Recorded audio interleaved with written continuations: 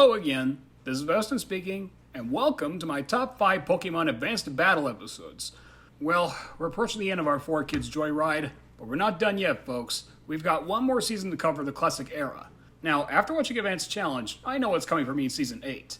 As we see the honorable mentions, I will point out immediately that most of these, except for 2, are at the very end of the season. So it was hard to choose what episode I could bring into the countdown that really resonated with me, except for 1.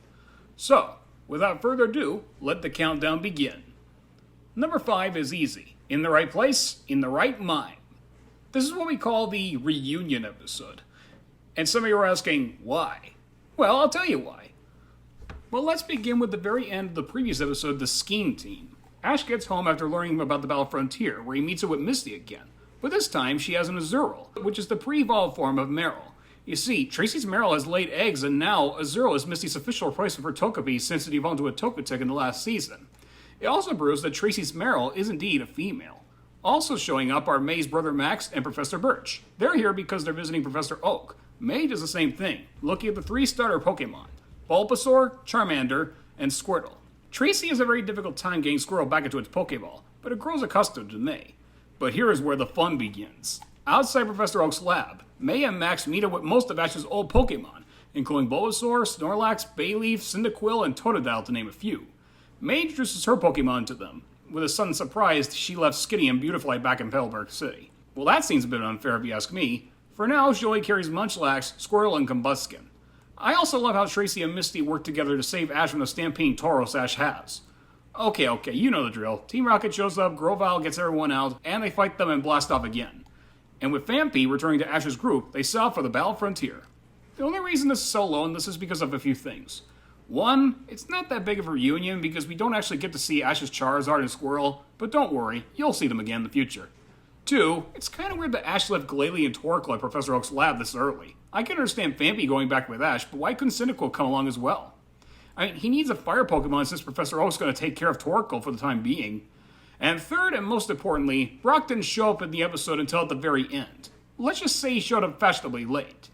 But there is a good reason.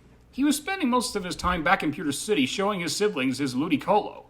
And, I hate to say this, but it's a good thing he left Ludicolo in Pewter City. I'll explain later in the countdown. And as a side note, this episode and the following, a real cliffhanger, will be the very last time Rachel Lois regularly provide the voice for Misty. Number 4 goes to Sitting Psyduck. In this story, written by Yuki Yoshiohashi, Ash and his friends encounter a Psyduck being hunted down by 3 fighter Pokemon, Machop, Machchoke, and Machamp. Plus, Michael Hagney is back and he's voicing Psyduck as headachy as ever with his Psy-yi-yi. But what our heroes don't know is that these fighting Pokemon were actually looking for this Psyduck because he has his owner, a rich girl named Emily, voiced by Rebecca Hoenn, who people might remember as the voice of Cream in Sonic X. She is worried about Psyduck because he keeps running away from her. But can Emily understand that Psyduck needs some space and wants to have some battles? Well, I'm not going to spoil anything here. You'll have to watch see for yourself. But I'll tell you one thing. It's similar to the Season 3 episode Snubble Snobbery. And at least Emily loves her Psyduck more than Misty does with her Psyduck. Crawling at number 3 is Caterpie's Big Dilemma. After a brief misunderstanding, Ash and friends meet Caterpie's owner, Xander, also voiced by Rebecca Hoenn, and Dr. Gordon, voiced by Lance himself, Wayne Grayson. Before Xander could start journeying with Caterpie, Dr. Gordon is doing some experiments on the young worm Pokemon. But things go awry when Caterpie eats some mystery candy and it grows 50 feet tall. And it swarms the city like Godzilla and Mothra until it evolves to a giant Metapod and then to a giant Butterfree. The latter being a more interesting kin to Mothra. Okay, on the other hand, Jesse's giant Dustox is very similar to Mothra, if you ask me. This is one crazy episode. And I must say, this is a better Caterpie episode than the 3rd episode back in the 1st season. My only nitpick is that Janie Owens, who took over the role of Officer Jenny for this season, her voice sounded a little deep and more serious compared to Lee Quick's Officer Jenny. I mean, when Lee did Officer Jenny, she was not only serious, but very energetic. But Jamie's just full-on dead serious. It's also nice that Brock doesn't flirt with Officer Jenny this time around. I mean, come on, you can't do it all the time. And speaking of, Love at First Sight is at number 2 with Once in a Mawile. In this next episode, written by Yuki Yoshiohashi, while Ash and Brock are training, Brock's Lombre stumbles upon one of the cutest Pokemon in the Hoenn region, Mawile. Mawile immediately develops a crush on Lombre, and we learn that this Mawile belongs to a girl named Samantha. She and Mawile are ribbon dancers, but on the night they perform their next ribbon act, it gets interrupted by, guess who? Team Rocket. Thankfully, Mawile was kidnapped, but Team Rocket unintentionally took Lombre, so it was up to Mawile to save it. Now, here's the point I gotta bring up. At the very end of the episode, Lombre finds a water stone, and the big shocker is that he evolves into a Ludicolo. Look, I have nothing against Brock's Pokemon, but Ludicolo is too big for a Pokemon like Brock, but not cool. I think I liked it better when it was a Lotad. Oh well, nobody's perfect. Oh, that reminds me. And the number one Pokemon Advanced Battle episode is, say it with me now, Do I Hear a Ralts? You probably saw that coming, didn't you? But hey, what's not to love about the story written by Aya Matsui? For those who don't know what it's about, allow me to explain. As Ash and his friends take a lunch break, Max hears a Pokemon in distress. He runs into the forest and finds a sick and stray Ralts, voiced by Rachel Lillis.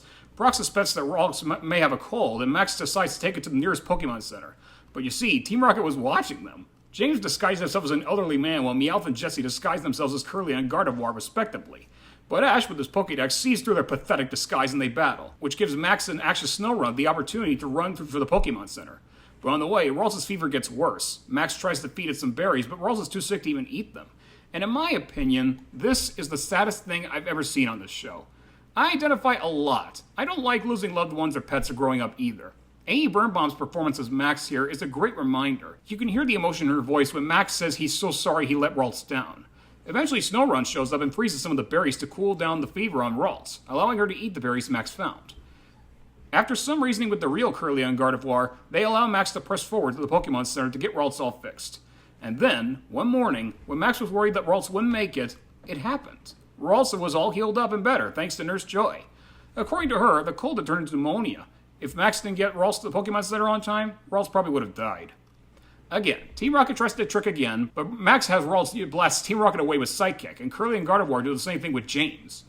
And now the ending. Ralts doesn't want to leave, but both she and Max know that sometimes it's better to go. But Max knows they'll meet again, not sure quite where, and they don't know just when. And when Ralts disappears, she suddenly speaks, telling Max to keep his promise to come back and get her. And Max does. In my opinion, this is the most dramatic episode they've ever put out in the Hoenn region.